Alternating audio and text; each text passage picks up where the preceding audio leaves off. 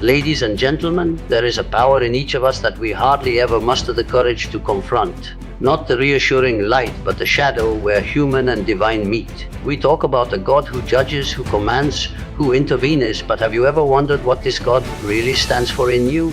The Bible God is not outside, it is a reflection of your inner world, a demonstration of your ability to create and to destroy. There is a presence within every one of us, a force which is at once mysterious and intimate, which cannot be perceived in the outer world but has a deep impact on our lives. We tend to refer to God as if God were a remote figure, distant from our life, sitting somewhere in the heavens, controlling affairs with authority and judgment. But this image is a half-truth. The reality is that God does not live outside but inside. God is the archetypal image that lives in the depths of the human soul. To overlook this inner presence is to live in a fragmented way, as if one has severed oneself from the very source of guidance and meaning that molds existence. The divine is, in fact, a mirror. It does not merely reflect the light that shines on our virtues and aspirations, but also the darkness that we are not willing to confront, the impulses, the fears, the contradictions that constitute the dark landscape of our psyche. When we read a divine command or moral accounting story, it is not just a narrative about something that happened in history or out there in the world.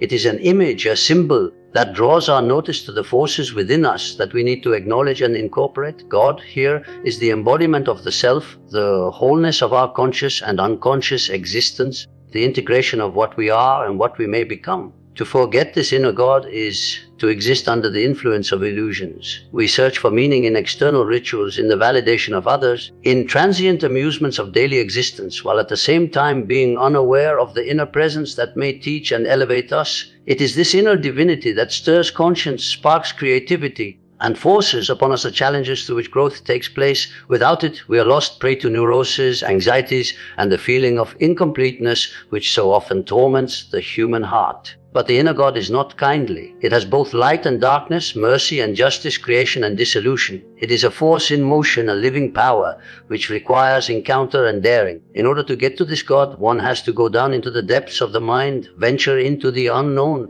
and recognize the repressed or denied aspects of oneself. It is only through this confrontation that one gets to the richness of the divine, and it is only by integrating that one gets to live a life of wholeness. Hence, God is neither in remote abstraction nor out of doors authority, but in the close familiarity with the self inward. The inner God is both mentor and provocation, an abiding force that calls forth the soul to its own possibility. To look inward, to note and reverence this inner symbol, is to come into the rich dialogue that gives life meaning and depth. It is here, in the still rooms of the mind and heart, that the divine actually speaks, and it is here that a person will start living. When we look out at the sacred narratives of the Bible, we are typically tempted to read them as mere moralities or as history books about far-off things. But if we go to them with a different eye, one that is sensitive to the workings of the human heart, they come alive as infinitely deeper. Every story, every parable, every commandment is not a historical account of what occurred eons ago, but an echo of the human heart, a symbolic representation of battles that take place within every one of us. These tales are mirrors, revealing to us the workings of the psyche that we may otherwise deny. Consider the tale of Job, for example. It is not only a tale of man tested by God, man who loses unimaginably and seeks to know. It is the description of an inner odyssey, a fight against the forces which sleep within. Job's trials appeal to the trials each of us faces when faced with the uncertainties, injustices, and inexplicable pain of life. Through Job's despair, we recognize our own impulses to demand explanations, resist chaos, control a world that too often resists understanding. And yet in his suffering, we have the promise of transformation, a journey of pain to a deeper meeting with the self and finally with the divine within. Equally, the stories of Elijah and Moses, usually superficially read as miracles or acts of heroism, are deeply psychologically resonant. Elijah's dealings with the forces of nature, kings, prophets, and God himself are symbolic representations of the inner struggles that occur between desire and obligation, between the conscious ego and the unconscious planes. Moses, guiding a people through the desert, is greater than a historical person. He is a symbol of the conscious self struggling to find its way through the desert of the unconscious. Each act, each moment of divine encounter is an expression of the conflict to impose order on the chaos within and to seek meaning where meaning does not appear to exist. What is important to note is that these myths are conversing in terms of symbols. Symbols are not random, they are the way in which the psyche expresses truths that cannot be conveyed in regular, rational language. The plagues, the miracles, the trials, all are symbols that call for something deep within, something usually buried beneath the surface of everyday awareness. When one starts reading these stories in this manner, something amazing happens. One ceases looking for outside explanations or judgments and starts to examine the inner meaning, the personal resonance of these happenings. The biblical text becomes a map of the human soul, revealing patterns of conflict, fear, hope, and redemption that are universal and timeless. It is on this symbolic plane that the power of these stories really rests. When we read the story of Job's questioning, we find ourselves in the tension between suffering and faith, between doubt and hope. That is not strange but intimately familiar. When we look at the Israelites wandering, we are presented with the journey of the self across confusion, disorientation, and the unknown. Each meeting with God, each command of God, each ethical test is symbolic for the obstacles of the inner life, the engagement with conscience, the fight with shadow aspects of the personality, and the challenge to acknowledge and unify all aspects of the psyche.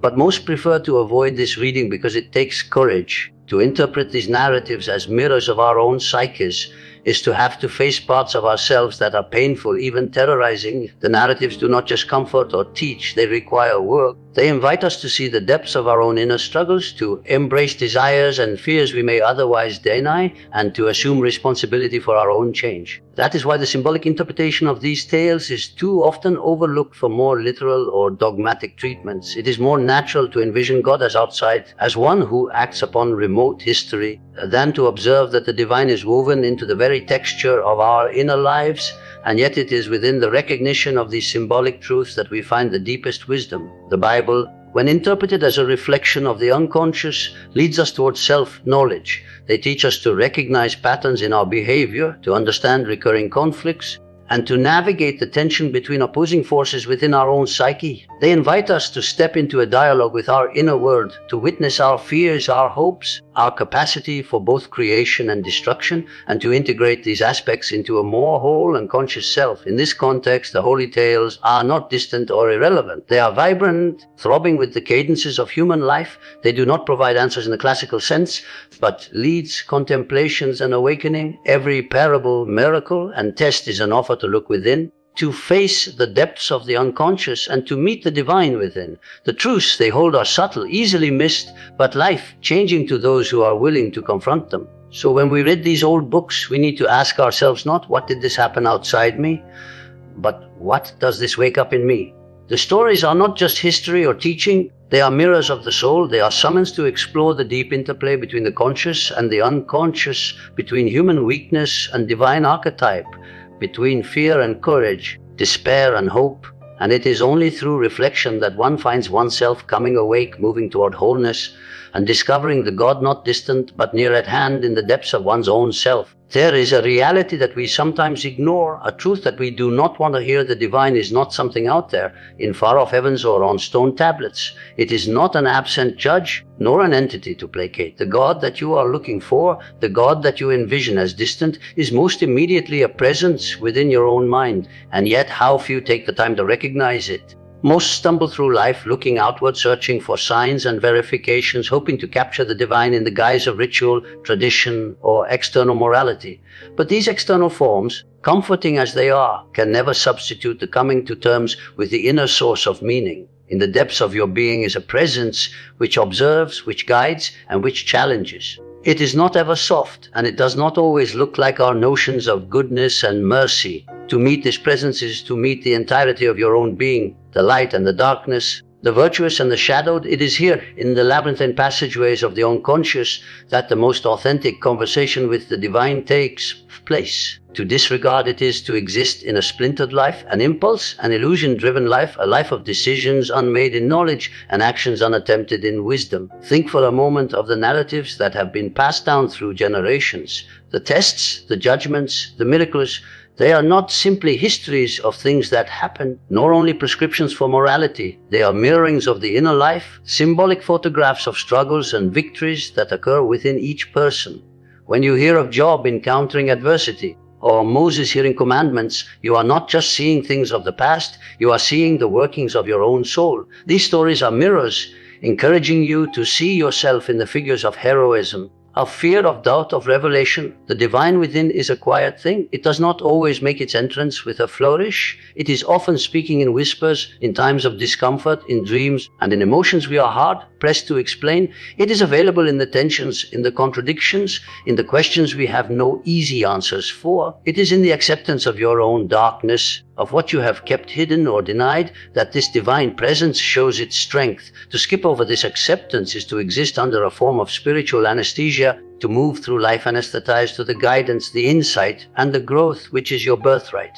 The meeting with this inner God is not a mental exercise, however. It is not something of intellectual comprehension. It is an experience, an encounter with the wholeness of your existence. When you start to listen to the inner voice, to respond to the symbols and the archetypal processes that occur in your mind and in your dreams, you start to feel the rhythm of life itself.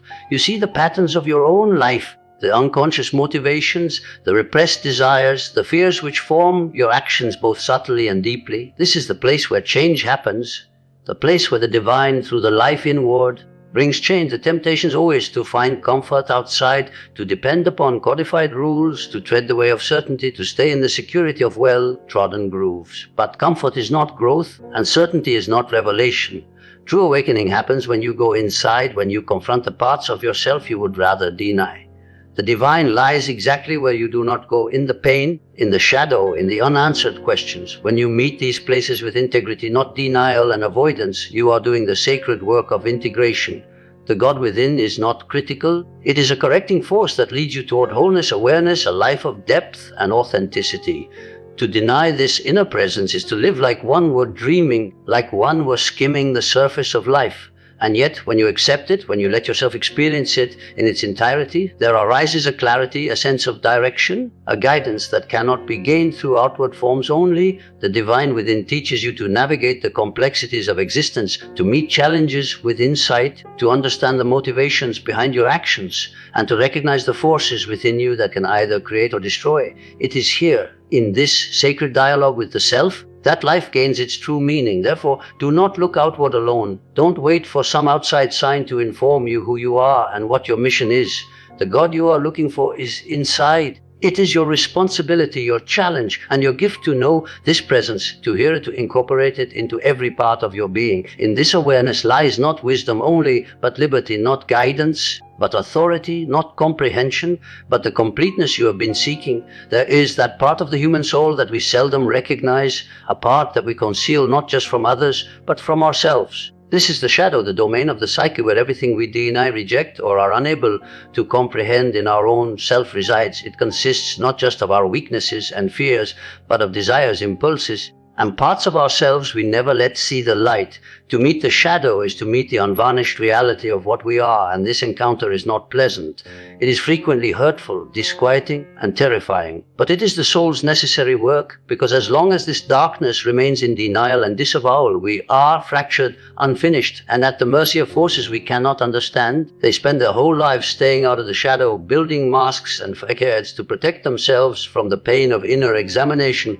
They find refuge in conformity, distraction, or strict adherence to outer authority. They believe that by controlling the world around them, they can evade the turmoil inside. But the shadow is not to be ignored so easily. It does not vanish because it is denied. It lurks in the boundaries of awareness, occasionally emerging as irritation, envy, quick rage, or an inescapable feeling of discontent. These are not coincidental events. They are the shadow calling for attention. To confront the shadow is to encounter oneself in all one's complexity without apologies or repression. It takes honesty and courage. One has to acknowledge the existence of impulses that can be socially devalued, thoughts that are disquieting, and desires that are incompatible with the carefully constructed self. The shadow is not evil, it is merely unlived potential, energies that have been repressed, misunderstood, or disowned. It has the raw materials for change, but it will not give up its power to anybody who doesn't stand firmly to face it. The work of dealing with the shadow starts with awareness. There is a need to watch one's responses, feelings, and patterns repeat themselves with detachment and discernment. What makes one angry or jealous? What are the habits that seem to repeat themselves against conscious attempts to modify them? Which thing about others brings out deep judgment or resentment in oneself? These reactions tend to be projections of the shadow, expressions of character and impulses that lie within the self. The more one denies these qualities, the more they are projected onto the world, creating conflict and tension in relationships and in life. Recognition and acceptance of these traits are the first steps toward reclaiming the energy that has been lost to repression. Yet confrontation alone is not enough. Integration is essential. The shadow is not to be killed or thrown away. It needs to be evolved and brought into awareness. This involves acknowledging that one can do both light and dark, that good and evil both exist within the human mind. Integration doesn't mean to indulge in all of one's impulses, but an aware admission that such exist and serve their function within the wholeness of oneself. Through this integration, the shadow's energy is creatively harnessed to energize insight, strength, and authenticity. The person is now complete, able to achieve more empathy, self-awareness, and creativity. This task is difficult, and the urge to escape it is always near. Culture rewards external success, appearance, and accomplishment, and disapproves of introspection and self-reflection. But the soul cannot flourish under these circumstances. To ignore the shadow is to let unconscious forces regulate the life, determining decisions with subtle compulsion, fear, and unrecognized desires. The outcome is obvious discontent, frequent failures, and a feeling that life is being lived on the surface, never fully living its depth. It is only because the work of the shadow is hard that it must be done. The shadow contains the door keys to self-understanding, imagination, and spiritual richness. Each fear confronted, each impulse accepted, and each rejected part welcomed is a stepping stone towards maturity and completeness. The journey is incremental, and it takes patience, kindness to oneself, and courage. There will be despairing times when the shadow feels utterly overwhelming, but these are where the work is. Every encounter with the shadow makes the ability to withstand truth, to behave with integrity, and to exist with authenticity stronger. Finally, the shadow is not the enemy. It is a teacher, a guide, and an internal source of power. To meet it is to meet oneself in the most unvarnished raw state. To incorporate it is to recover energy, wisdom, and authenticity lost in avoidance. They who embark on this path do not merely endure life, they live it, with their eyes and hearts open, able to meet the obstacles, accept the complexity, and live with an interior sense of balance that cannot be achieved through shallowness or repression. The shadow lurks within us all. It does not reside in darkness because it wants to hurt, but because it has not been seen and comprehended. To turn toward it, to gaze at it in the full light of awareness, and to bring it to life in the conscious self is to move into the richness of one's humanity. It is here, in meeting the shadow, that change takes place, that potential is released, and that the soul becomes whole. We have been taught for too long to read the tales of the sacred texts as though they were nothing more than historical accounts or moral codes. The miracle is, the commandments, the parables, these have been seen as lessons in right behavior or as recitals of divine intervention in the world. But if we are courageous enough to look beyond, we find that they are much more than this. They are symbols, and symbols have their own language. They speak not to the mind alone, nor to the conscience, but to the unconscious. They are communications in a language older than words, a language that speaks to the very architecture of the human soul. Take, for example, the parable of the prodigal son. It is, on its surface, a parable of moral conversion, forgiveness, and family, but underlying this account is a much deeper truth, the tale of the soul itself, venturing into the external world, lost in bodily desires, in fantasies, in the outward forms of life, to find that the way to wholeness is to look inward. The father who greets the son home is the self that has been steady and persistent inner God, waiting not as a remote judge, but as a guiding figure to re-establish harmony and order in the psyche. This is no allegory for moral conduct. It is a guide to psychological integration, a lesson in the internal dynamics. Miracles also need to be interpreted in this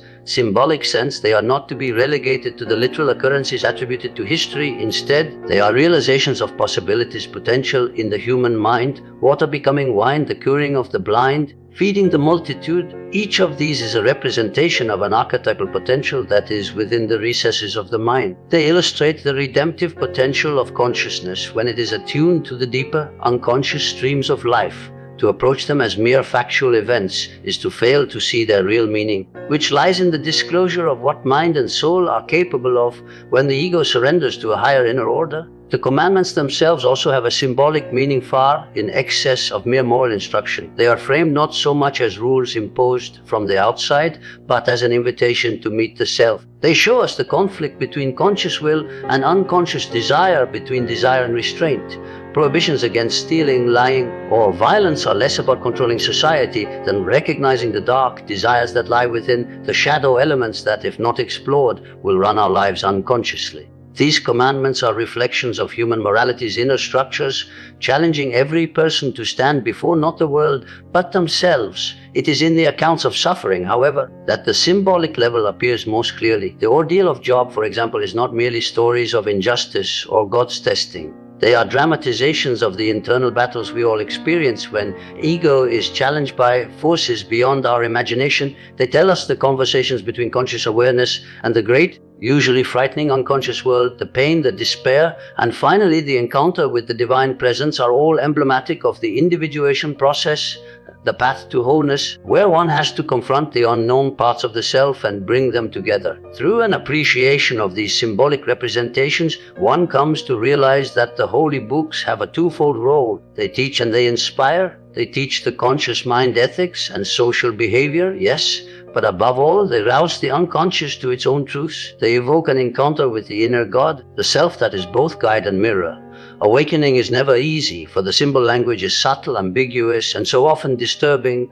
It refuses the surface reading of the mind. It demands thought, bravery, and receptivity to the inner world in all its complication. To read these symbolic stories is to embark on a psychological odyssey. It is to see that the God of these books is not an outer tyrant nor a remote judge, but that archetypal presence that leads the psyche toward wholeness and realization. To disregard the symbolic message is to remain in bondage to literalism, to surface morality, to the ego's illusions. To accept it is to take a journey towards self-knowledge, where ancient stories become living guides for the inner journey. The miracles, the commandments, the parables, they are invitations calling us to see the divine in ourselves, to engage the unconscious, and to bring the hidden parts of ourselves into conscious awareness. Finally, it is not sufficient to simply listen passively, to read or to appreciate these texts at a distance. The symbolic truths they contain require active participation. They invoke an active dialogue between the conscious and unconscious, an openness to confronting the shadow, and a preparedness to find the inner God who patiently waits to guide us toward completeness. Only by hearing this language of symbols, only by letting it come into the depths of our existence, is one able to meet the sacred not as an object afar, but as a living and guiding power within the soul. There exists a deep truth that most do not see. The divine is not simply a figure outside of us, a commanding figure in the heavens. It lies inside. The God referred to in Holy Scriptures is in reality a reflection of one's inner self. This is one which reflects our ability to create and to destroy as well. It is one who manifests our best intentions as well as our worst fears. When we reflect on these tales, we find them not just to be moral teachings or historical facts. They are the mirrors of our own psyche projected onto the canvas of human imagination. Each story is a call to venture into the inner world, to face that which has been denied and rejected so long. The divine in us is patient, but insistent, waiting for recognition, waiting to be acknowledged. To ignore it is to live a divided, fractured, and superficial life, one that is ruled by impulses and illusions more than by conscious intent. Reading the old books, we find ourselves confronted with archetypal conflict, experience patterns that recur across cultures and generations, the suffering of Job, the anger of Elijah, the orders issued to Moses. They are not just stories, they are mirrors of the unconscious. They communicate in a language more ancient than words, a symbolic language that transcends the mind and addresses the soul. When we do not see the inner significance of these tales, we misunderstand them as remote events and external forces. However, in each of these mythic stories, there is the human effort to balance the forces of light and darkness within oneself.